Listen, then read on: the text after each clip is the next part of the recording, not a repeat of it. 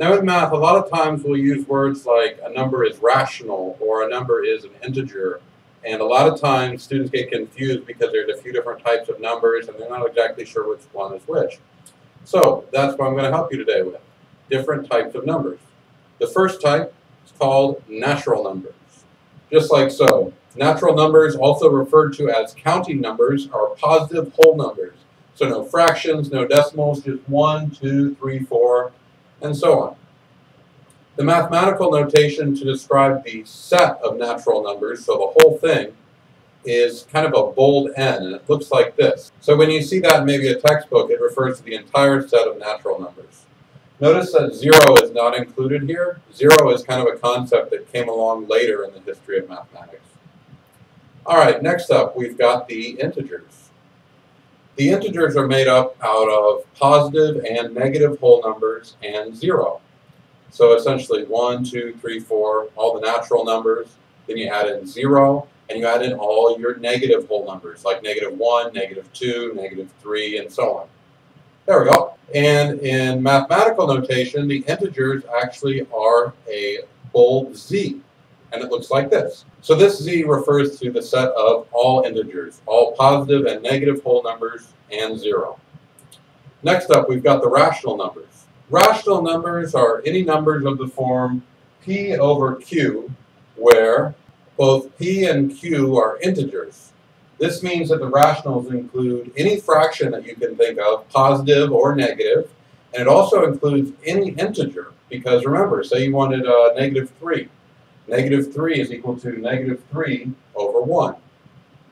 All right, so some examples of rational numbers would be, say, 1/3, or -14 over 107, -2/27, 5, -2. There's quite a few of them. Now, the mathematical notation for rational numbers is actually a bold Q. It looks like this. So when you see this Q, somebody is referring to the entire set of rational numbers. Next up, what about irrational numbers? Irrationals are kind of a strange one. They're numbers that are not expressible as an integer or a rational number. Now, what sort of number would that be? Well, how about pi, or the square root of 2? Here's some more examples. E, 1 over the square root of 3. It's hard to nail down what an irrational is, and it's much easier to tell what an irrational is not. An irrational is not expressible as a fraction, and it's not expressible as a whole number. All right. Last one, real number. A real number is any number on the number line. This includes all our rationals, irrationals, integers, natural numbers. They are all real numbers. Real numbers include every single number on the number line. For mathematical notation, you'll see them referred to with an R. Looks like this.